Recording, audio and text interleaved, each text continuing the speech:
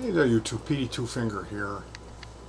I wanted to make a recommendation to the people who watch this channel and enjoy learning stuff about music, making music, and specifically the technology, the electronic end of being a guitar player or making music.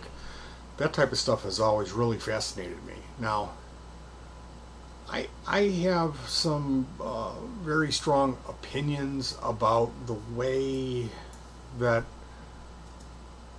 we are kind of manipulated as a community of players about the never-ending cycle of buying gear and using gear as a crutch. Now, when I was coming up, not having a real lot of stuff, I always was real rabid to get anything and try anything and overuse stuff, and I went through all that. And then I noticed a lot of older players, like if I asked them about what type of gear they had, they would take that as an offense. These guys would get angry with you if you brought up gear, typically because they didn't have any. They had been through that stage, and these were guys that had hard lives, that had ex-wives, addictions. They were alcoholics, so they couldn't they couldn't afford to have a pedal at home, because that pedal meant a fix or a day at the bar. So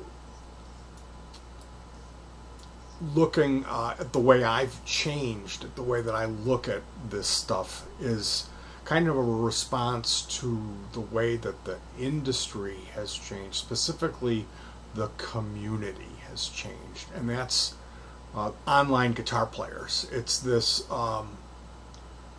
the gear review channels, the pedal demos, and the forums. Places like TPDRI, that Telecaster forum, the bass player forum, all those types of places, and they're all full of all sorts of different people. My whole thing comes down to there's this incredible amount of information that's out there. There's an even more overwhelming amount of gear. There's always new stuff that's coming out that's being marketed, that it's just so much better. Like, I couldn't believe it. Earthquaker Devices put out a called the Plumes, and it's a overdrive, and it's the way that it's being marketed is like this new thing. Now, I have to confess, I've never played through a Plumes. I haven't watched any videos.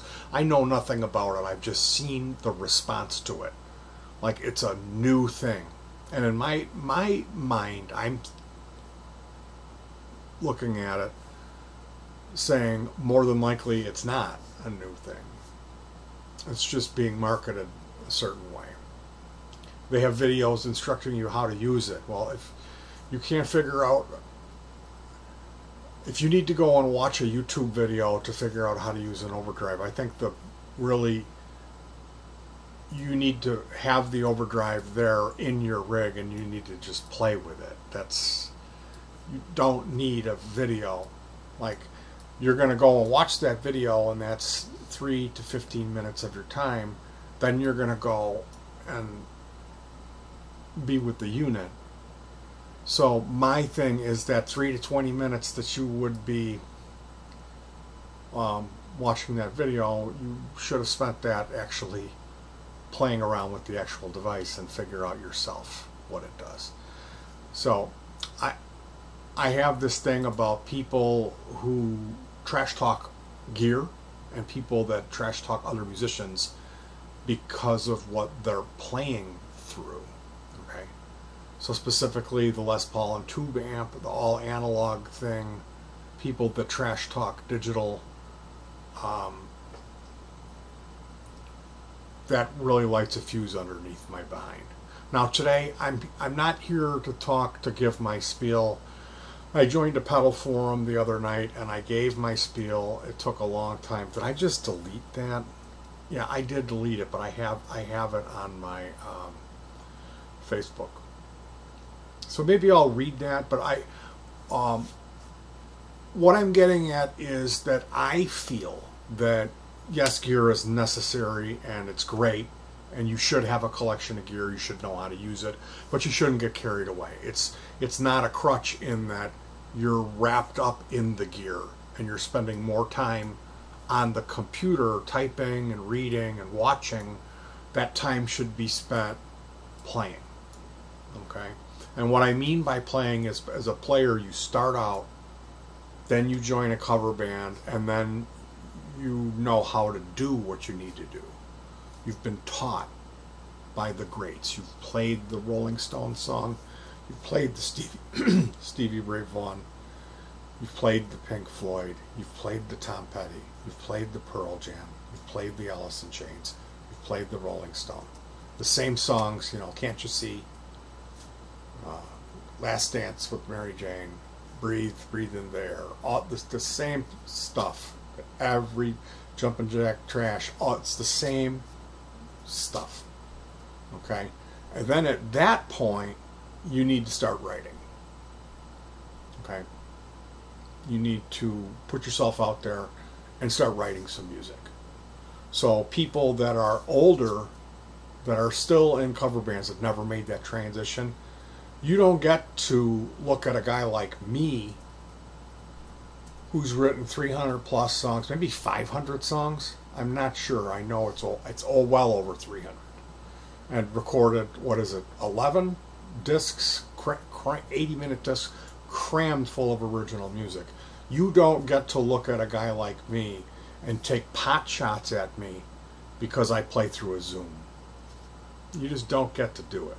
I don't care about your purple glow-in-the-dark Hughes and Quintus amp, you know, your $4,500 Bluto Tone tube effects loop. I don't care about that. I've heard it. I own tube gear. I understand what tube breakup is. It's not for me. I don't want that. Maybe I would use it for a couple of tunes during the set and the night, but I like to have variety. I like a lot of different tones. So I like amp modeling. I love amplitude. Bias effects is good too. But I feel strongly about bias effects because they put little tubes in there for you guys to fetishize. All of a sudden, you know, amplitude was point and laugh. Guitar rig was ha ha ha. And then they came out with bias effects and they had little tubes in it, and then it was okay. So that's my hard-on that I have for bias effects. I have it and I use it, but and like the Kemper, and the Axe effects. These are all like unbelievable breakthroughs that give us so much more power as recording musicians, as touring musicians, and there's still people taking pot shots at the Helix and saying stuff. And you don't have room to say that. You don't deserve to be able to pick on anyone else's gear. If the guy's got a first act little 9-volt amplifier and that's all he's got, well, it's better than a Guitar Hero, DJ Hero, 2 plastic turntables and a USB cord going into his PlayStation 3 or whatever.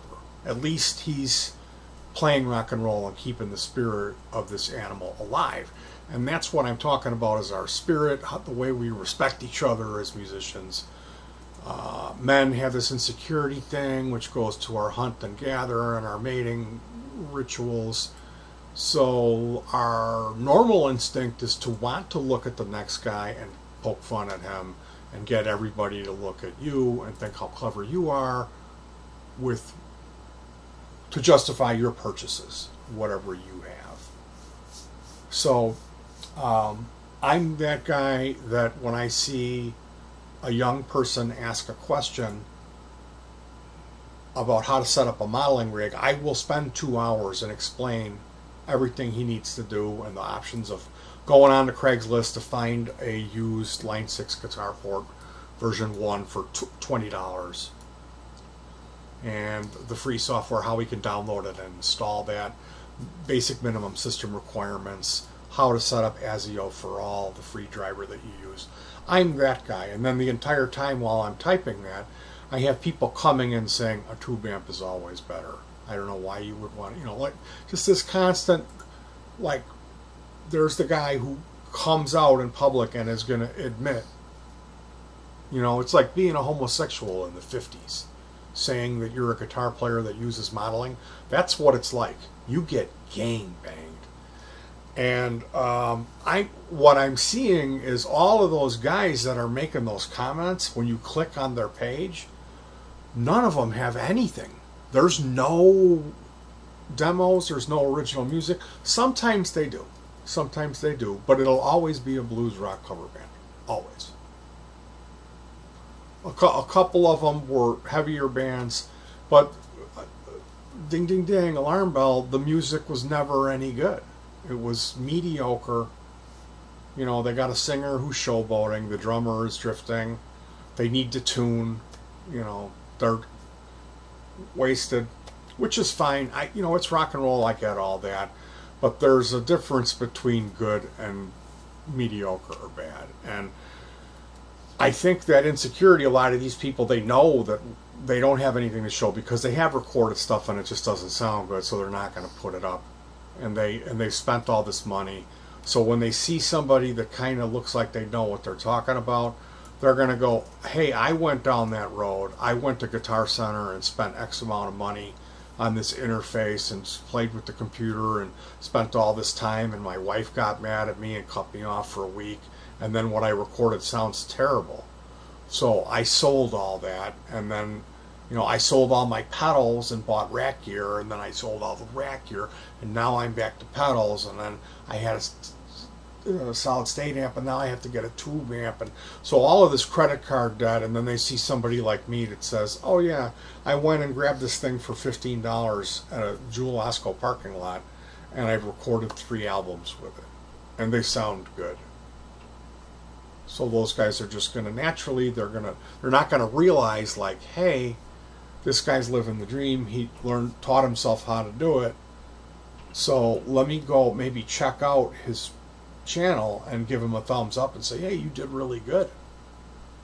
They immediately just have to say, their reality is, that's all garbage. You have to have a tube amp and a Les Paul with a cable going through it. You can't defile the sound with any pedals.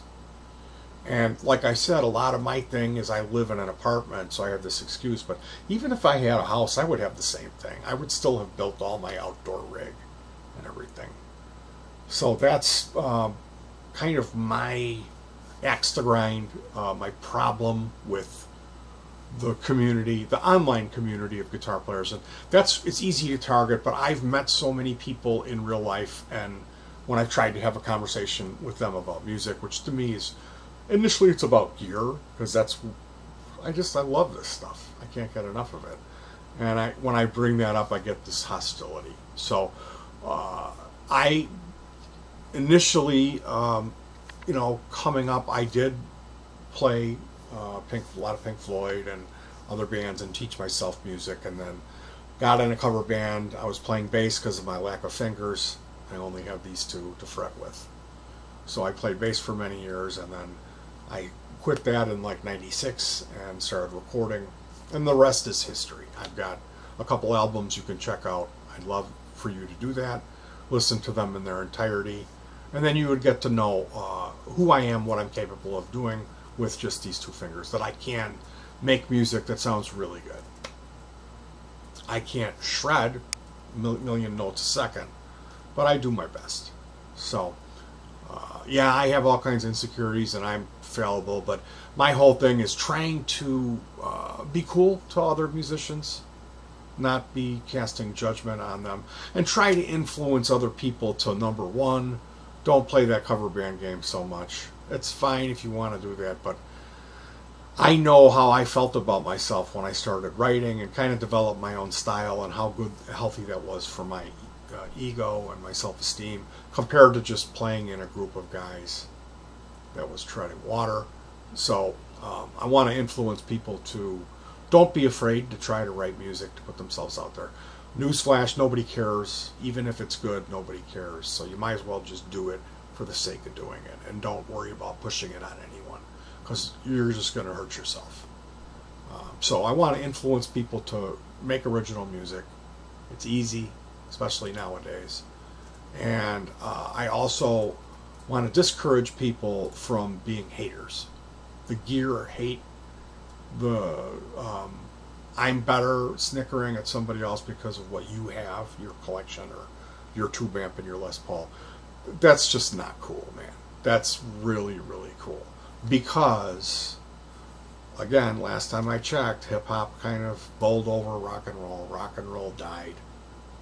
The last thing was grunge. We had the hair metal bands, Winger, MTV, Kurt Cobain, and then he blew his brains out, and then rock has just kind of dwindled down to nothing. There's one kick-ass, well, there's one rock and roll band that's on the road that's kicking ass right now, and that's King Gizzard and the Lizard Wizard is the name of that band. And I think that's just a tragedy. I think there should be more bands that are kicking ass rock bands.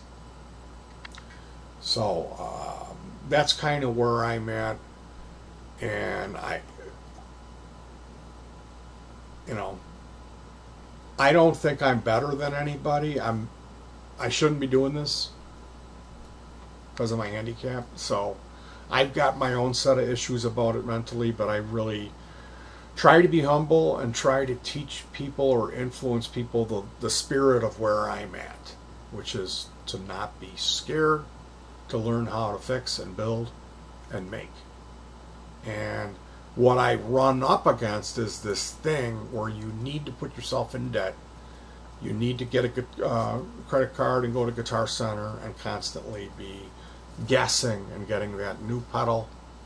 People that are just, there is so many guitar channels saying the same stuff. Brad the Guitarologist, I love Philip McKnight. Well, I don't want to say I love him. I enjoy some of his content and I enjoy his approach. And then there's a lot of it that's just like Andy. How could you not love Andy? There's a lot of it that's just tripe. It's just a waste of time. I would so much rather see somebody like Pete Thorne's demos. He makes some music with it. He gets a pedal and writes a piece of music. And that's what I did when I was working for Debbie Ever and then later on Vic Audio. So this is getting to be a really long video. I got to wrap it up, and because you stuck around, there's 2 links in the description. This is the stuff that I really get off on. Like Brian Wampler, I enjoy watching his videos. He's honest. He's an honest guy, but he also sells.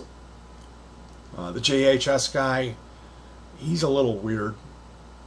He's a good player though, so I enjoy him too. But from a distance, there was some stuff with some accusations and some weird stuff flying around him.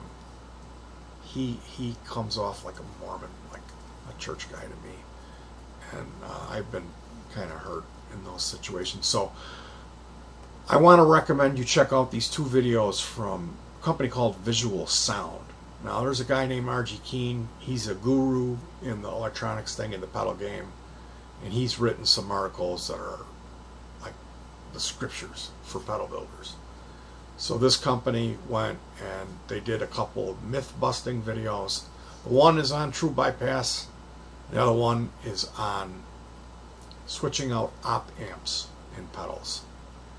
And if you like what I do on this channel, if any of the stuff I was talking about, or if you like learning and the truth when it comes to gear, you got to check these videos out. The link will be in the description. I'm going to do a follow-up to this video. I'm going to read my manifesto, which I know it sounds like I'm going to suit up and head out to the mini mall tomorrow